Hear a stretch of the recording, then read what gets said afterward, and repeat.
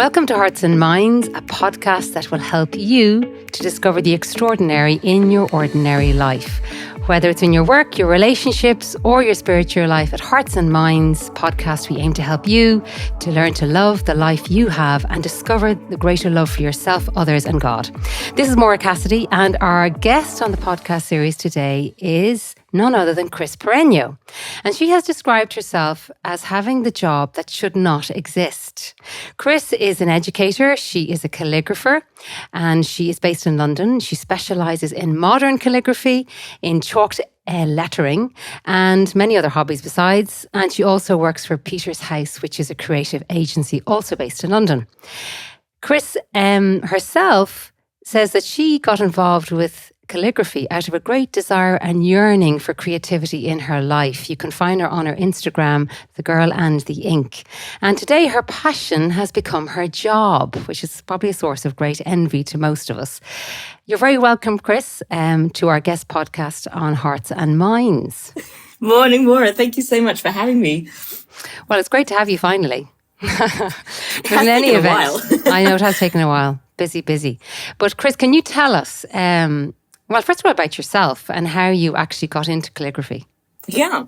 Well, when people ask me that question, how did you get started in calligraphy or how did you start the Girl in the Ink studio? My general answer, which is the truth, is that it was purely by accident. It was an accident that I started this.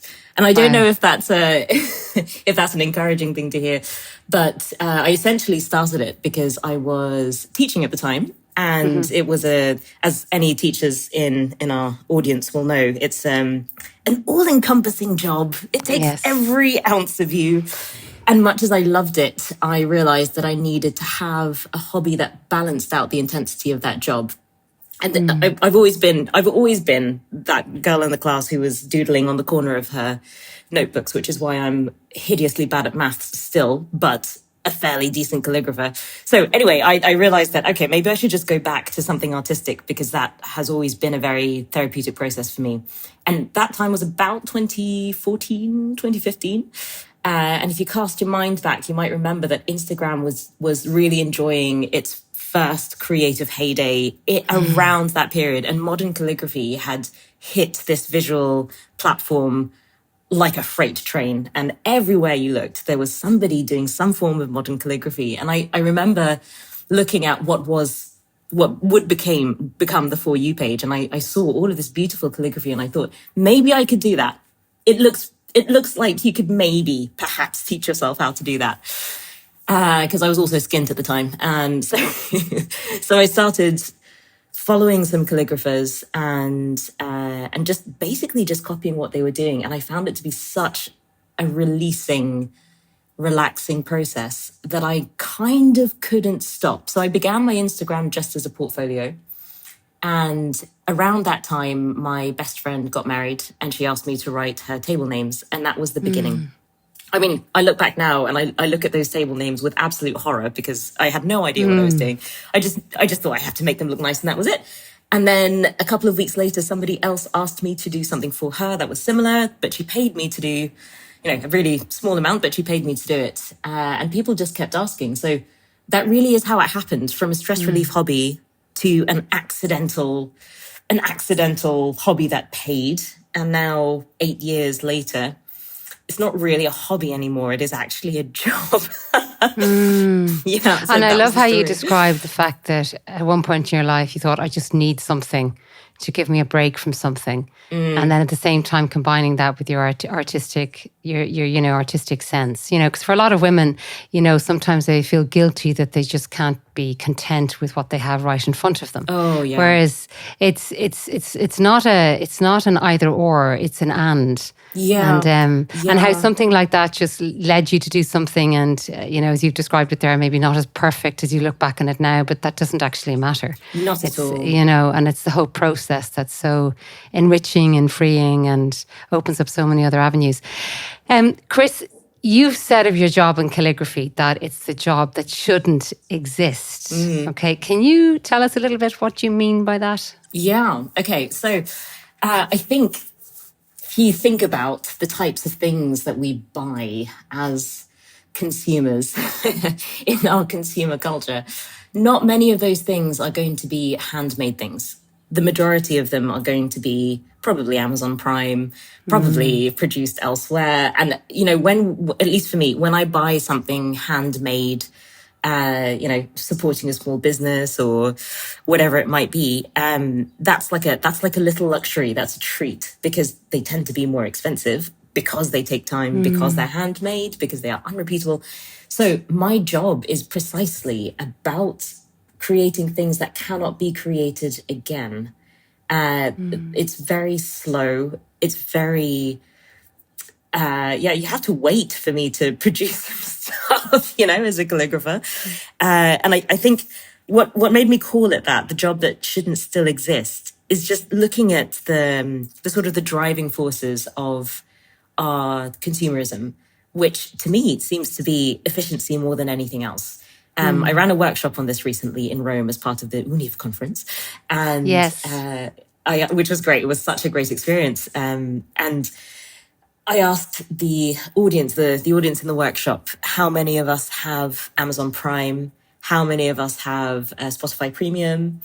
Basically, how many of us have a level of a service or a platform that we pay for in order to be more efficient? So we don't have to wait for ads to end. We don't have to wait for three more days delivery rather than immediately in the 24 hours.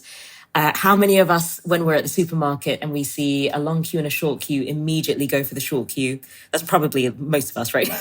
So, because we've got places to go, we've got people to see. I don't want to be waiting around, which in and of itself, I don't think is a bad thing. But again, if we think about Amazon, if we think about fast fashion, if we think about the big movers in the sort of the consumerist culture that we live in, the big driving forces are, it's got to be cheap, it's got to be quick, I've got to have the best possible quality in the least possible time and cost.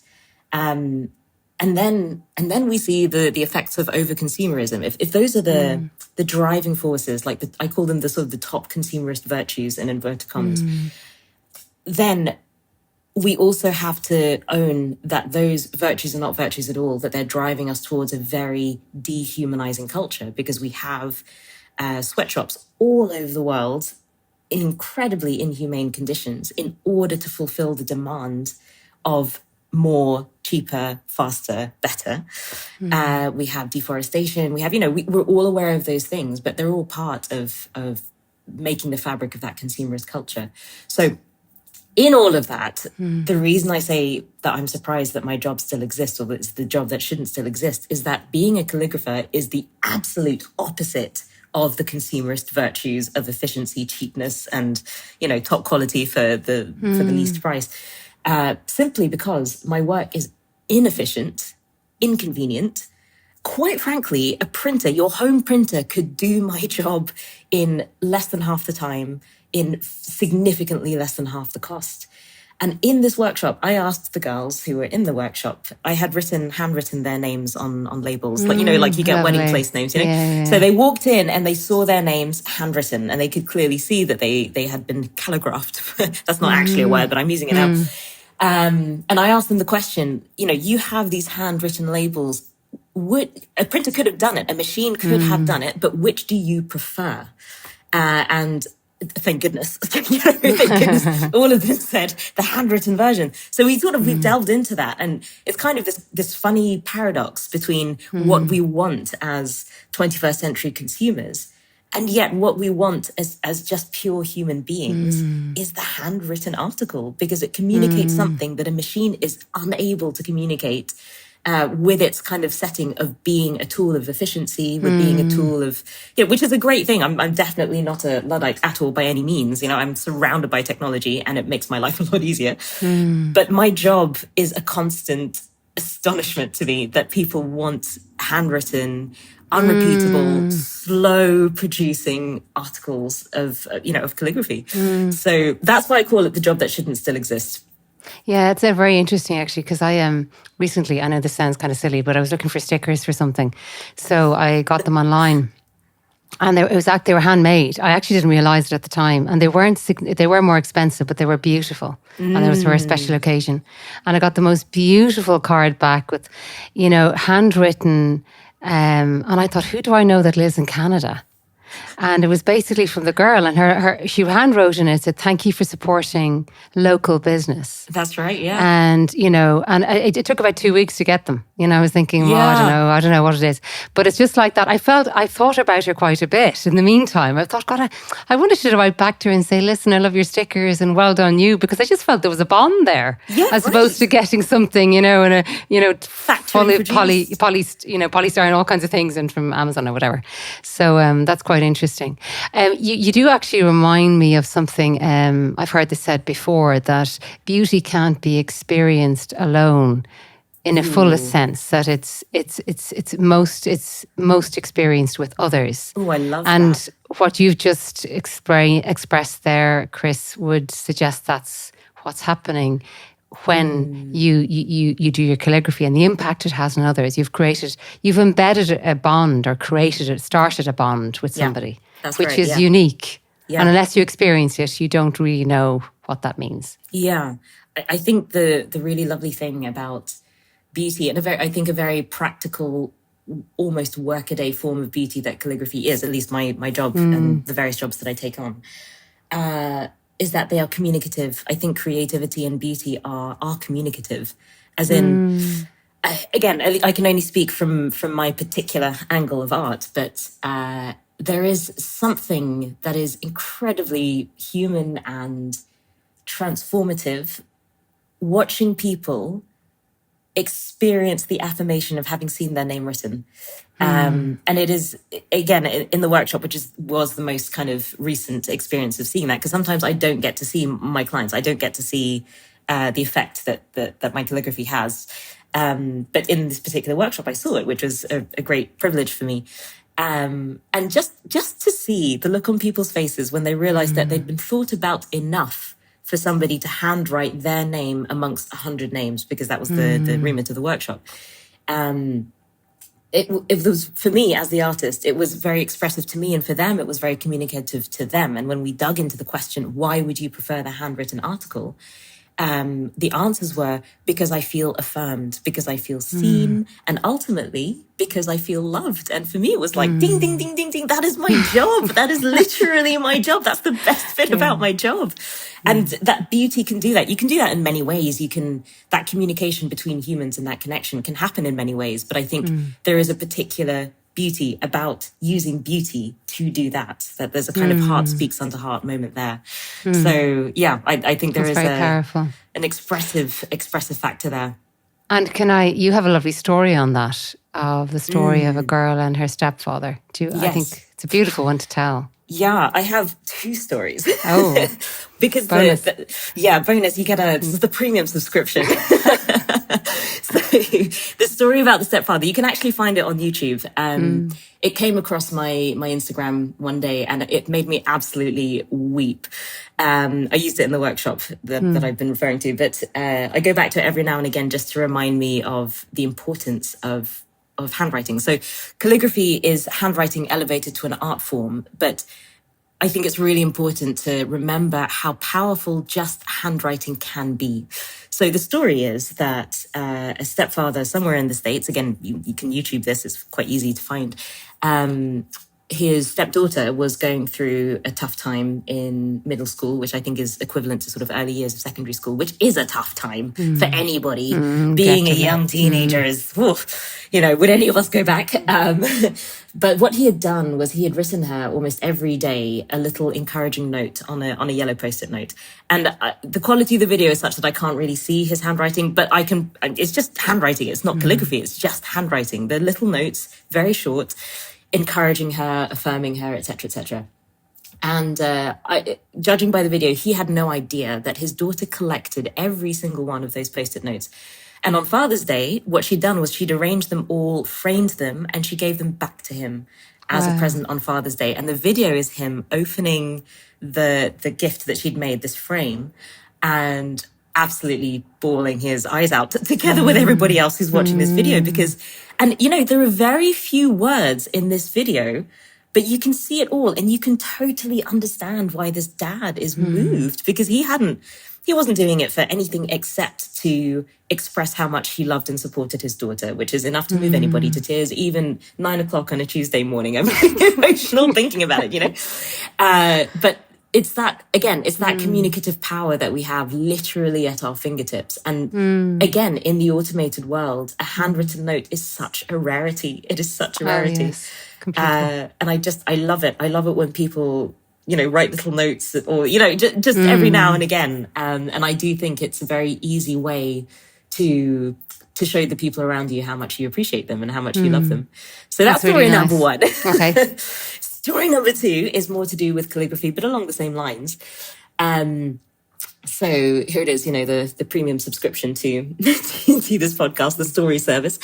On my Instagram, there is you have to scroll down a little bit to find it because it was a couple of years ago now.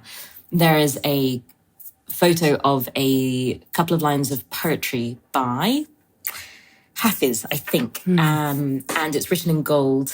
And there's not very much in the description, but this was a commission that I have been permissioned to talk about in sort of abstract terms here without using any names. But every now and again, I get commissions in the studio that literally I'm sitting in front of my laptop teary-eyed, because again, it's this idea of connection between humans. So a girl had a friend who had just come out through a very dark patch in her life and was really, really struggling, but had sort of come out of the worst of it, was out of the woods. And her friend wanted to encourage and affirm her. So she asked me in calligraphy, to write a line from a poem, which was incredibly beautiful. And the line goes something like, I'm going to try not to botch it because I don't actually have it in front of me, but I wish I could tell you when you are something like dark and in shame, the astonishing light of your own being. That line is world-shaking. It is just one line, and it is so beautiful. I wish I could show you when you are dark and in pain or in shame, the astonishing light of your own being. And she wanted this written specifically for her friend, posted to her. I made it look very, very beautiful because she told me the story. And I thought, how beautiful, how human that a friend should want to send that to a friend who'd been struggling, because she could have just sent a link from a website. She could have WhatsApped it. She could have voice noted it. But no, she wanted it written visually. And there is something about using the form to communicate the beauty of the content. The two things together, a beautiful concept or a beautiful thought, a beautiful truth that is housed by a beautiful casing. There is something about that. And in the context of that human connection, that friendship, which really is it's like an arrow to the heart. I mean, it was Absolutely. I felt so privileged to be part of that moment.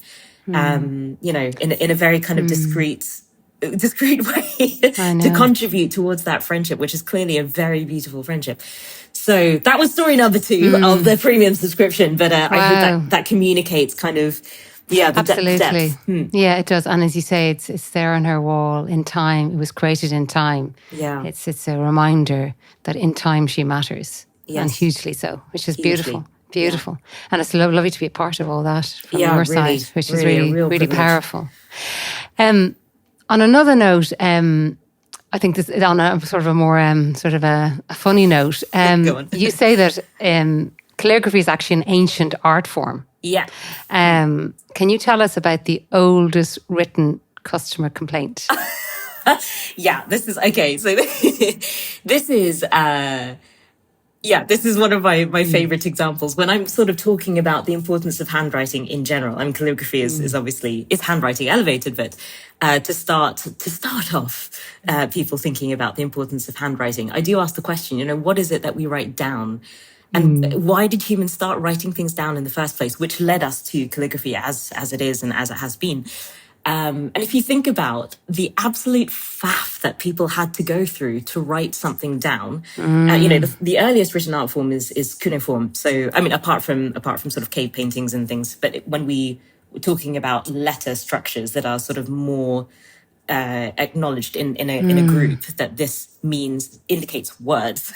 Yes. People had to carve those out of stone. So if you wanted to write something down, it had better be important. So this kind of, philosophical question of what do we consider important enough to write down? This is the background of this example I'm about to use. So in the British Museum, they have the oldest customer complaint in the world. And the funniest thing about it is it's from 1750 BC. So the old Babylonian period from Ur, which was southern Mesopotamia, which I believe is modern day Iran, I think. I've never been good at geography, but I did Google it and I think that's correct. Anyway, so what they found was a carved in stone complaint from 1750 BC about the delivery of the wrong grade of copper. So this guy in 1750 BC has received what he thinks is the wrong grade of quality copper. And he is so irate about it that he physically carves into stone his complaint to the copper merchant. And he sends this block of stone. And there is actually a translation of it. And it is very, very funny because he is clearly on his high horse about it. And he is so angry by this that he has it carved and sent halfway across the country to his copper merchant. And even their names are preserved in this block of stone. I just find it so funny because this is thousands of years ago. And yet when we talk about it today, it is genuinely really amusing that somebody would be so angry that they would, it's not a sending of an email. This is not something you do in 5 minutes. This is something that literally takes hours. So you've got to be pretty angry about it. It probably matters a lot. And just Chris, the dimensions of that block, I've seen it, they're huge. Like it's it's like learning it. Think of the cost that must have involved. This is not something that you put into your pocket and carry around happily like your phone. This is something that some servant would have had to carry, in his arms like a baby. So, Incredible. So the oldest customer complaint in the world does make me laugh. And the other one is it's on papyrus, I think. Yes, correct it is. If I'm wrong. And it's from a teenager to his dad, and it's like a typical sort of teenage rant. 100%. How dare you? And don't, Dad, you left me. And it's just from Theon to his father or something like this. And it's we think we've changed so much, with the progress of technology, etc. But like ultimately we're the same. We have to be able to, complain to somebody and help them to improve their game. Absolutely. And teens and fathers and teens and daughter and teens and mothers still have that same sort of relationship, that need for each other, but also, I'm never going to tell you that I really love you. Yeah, no, exactly. It is really very amusing. This letter from Theon to his father is also called Theon. Yeah, I think this idea that we can, because it's written down and because somehow they've been preserved all of this time, it is so, it's moving and it's amusing and very kind of full of pathos that we can connect immediately with somebody who we have never known, who is from a completely removed culture and time, and and yet we recognize the teenage sass in this papyrus. Incredible. Exactly. On another note, you talk about writing becoming an art. I'd love you to talk a little bit about that because I think that's fascinating. And then also, for those of us who may feel we don't have an artistic bone in our body listening to you, looking at the beautiful work you're producing, how can we? You've talked quite a bit about, writing, and it's a repetitive act, and it's a process, and there's mistakes, and there's ink blots, and there's all kinds of things. How can we turn ordinary repetitive acts into an art form? Great question. So anyway, if you can marry those two. You did, but I do think they are related. Okay. The first question you asked was about, remind me now, what was the first? How does writing become an art? That's right. How does writing become an art? Okay. So somebody asked me when I said that I was a calligrapher. I always get very varied reactions when people hear that I'm a calligrapher. And one guy said, "Oh, calligraphy, isn't that just fancy writing?" And my first initial thought was like, "I will fancy writing you. It takes more than you think it takes." In a way, he's actually right. There is an element of calligraphy simply being fancy, if you like, handwriting. You don't get calligraphy if you don't begin with handwriting, because it is written by hand. But I think for me, what elevates handwriting into calligraphy is that it is the intentional and purposeful transformation of the handwritten letter into a form of beauty. So you can have very nice writing, and maybe your handwriting would be described as like calligraphy, it's calligraphic. But I think if it is just your normal handwriting, it wouldn't necessarily be calligraphy. It could have elements of being calligraphic, but I think there is something about the purpose and intention of turning the written word into something that is visibly an art form that makes it, that kind of pushes it over the line of it being calligraphy. At least that is for me. That's certainly what it is for me.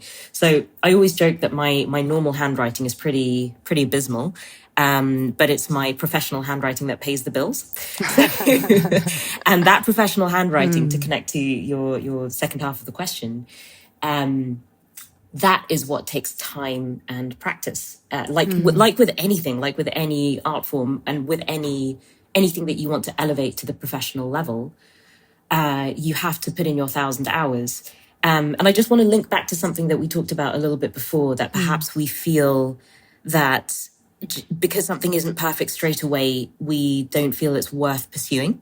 And I think that is a peculiar affliction of women of the 21st century. You know, we've been brought up to be go-getters. We've been brought up to be high achievers, and you can be anything you want and you can do anything. And I think one of the funny fallouts of that is, even with things that are even with things that could give such value to our life, just in doing the things that bring us joy, we kind of shoot ourselves in the foot because we expect ourselves to be really good at them straight away. At least I do. I suffer from this all the time. And with calligraphy, I think one of the strange blessings that came of being exceedingly burnt out when I began it was that I had no headspace to be good at it. I just needed to do it. And enjoy the process of doing it. And because I put in those hours of simply being in that hobby, it became something. It became something more than just a hobby, and it began to truly be an art form. So I suppose one word of encouragement I would say is, whenever you begin an artistic hobby or any hobby, expect yourself to suck just for a while, and and enjoy the fact that you suck at it. I think we should really expect it to be part of the process, because it makes it a double joy that we do get better, because you will get better at it. Maybe you're not going to master it in a matter of hours or even a matter of weeks or months. But the fact is, the more you do it, the better you get. And there are so many human benefits, psychologically speaking, emotionally speaking, spiritually speaking, simply by creating space on a regular basis to practice that, whatever it is. So with calligraphy, the whole thing about calligraphy is you have to have such discipline for your fine motor skills and your recognition of shapes and the angle of the word, where it's placed on the page. That makes it sometimes a very high stress job. Right in front of me right now, I have a stack of menus for a fundraising dinner, and it's quite a high level fundraising dinner. And I am exceedingly aware of the fact that these menus, that they're super well produced, they probably cost more than my liver would cost on the black market, So, and I have very little margin to make mistakes here, because I always ask for 20 extra minimum pieces of stationery, because I expect that I will make mistakes. That's a normal part of my process. I don't kick myself about that at all. It's just human. normal. Yeah. And to be fair to the client, I want to be able to deliver the best product that I can. It's my job. But you do have to put in those hours. You do, in order to get to the stage where you can execute easily, with more or less ease, I don't know how many hours I've sat here and figured out how to write an A and then a B and then a C, and then learned how to do that consistently. For me, that was very therapeutic. That whole process was therapeutic. But even now, I still have to make time. I should still make time to do calligraphy drills. And they are the most boring things in the world. They're so boring. so boring. I can't even tell you. And they're not something I can do while I'm walking around. You know, it's not like practicing language with someone. It's me. I have to do it. I sit at my desk for an hour, 2 hours a week and do these really boring, like loopy drills. But that pays into the joy of the execution of calligraphy as an art form. So yeah, I hope that's answered your double question there. It's so super, Chris, because I think a lot of people will relate to that, you know, that setting time aside for yourself to do something creative, and the practice involved is part of being a human being.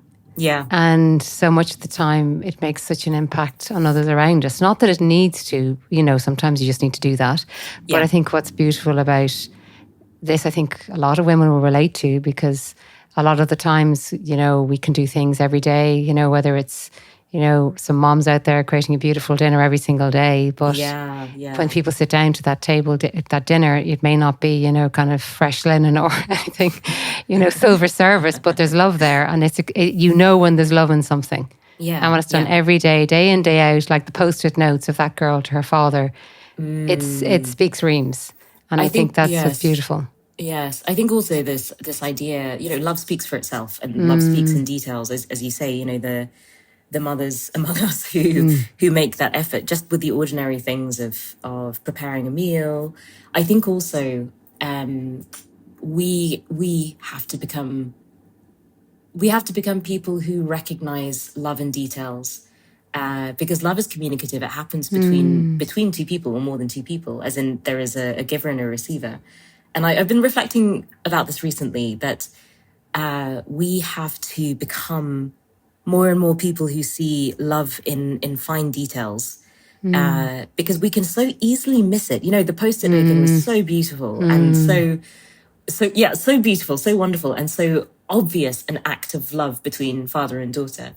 But it is in a funny way, it's a bit of a grand gesture. You know, that final reveal, it was a bit of a grand gesture, and I think if we can be able to see love in the everyday Post-it notes, you know, in the way that your mum puts dinner on the table, or the fact that she puts dinner on the table, or I don't know, the fact that somebody says good morning to you in the morning, is a pretty astonishing thing. You know, it's even though they weren't thinking twice about it, that was like a little offering of love, and I think this is, again, it's just something that I'm reflecting on recently, that in order to live an existence that is full of love, we don't just have to give it, we also have to learn how to receive it and recognize it in small things.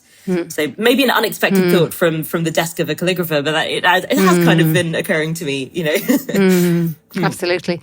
And even in our work, you know, every day, the way you show up, the way you work with others, the way you know, you're considerate and think, okay, this project I don't particularly like, but it's important to somebody else, or how I show up in this day in, day out.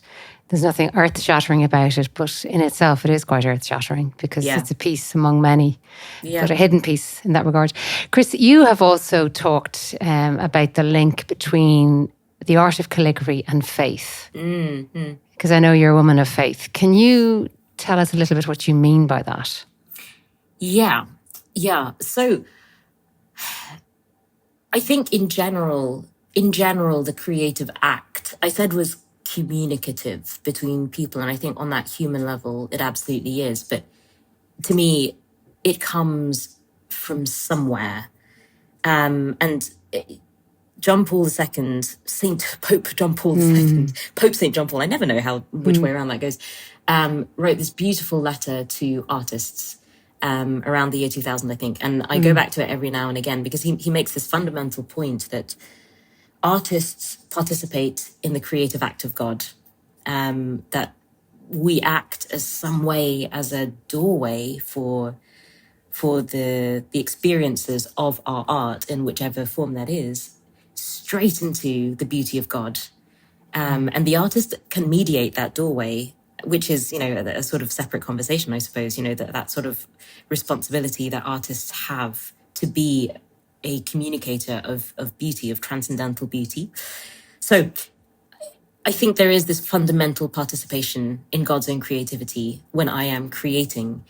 And I think somewhere in a previous interview, I may have said something like that I find a deep delight simply in bringing something into being that had not previously existed before. So even if I'm not a painter, even though occasionally I do have to paint things.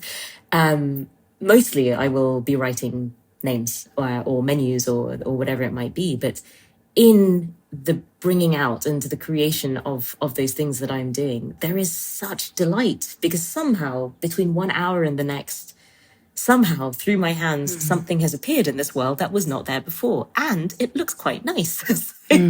So just on that level, there's a very deep joy. But again, as somebody of faith, there is an extra layer of joy to recognize that this is a participative act, that it doesn't begin and end with me. In fact, it began way before me. And actually what I'm doing is channeling something that is a beauty that is greater than my own.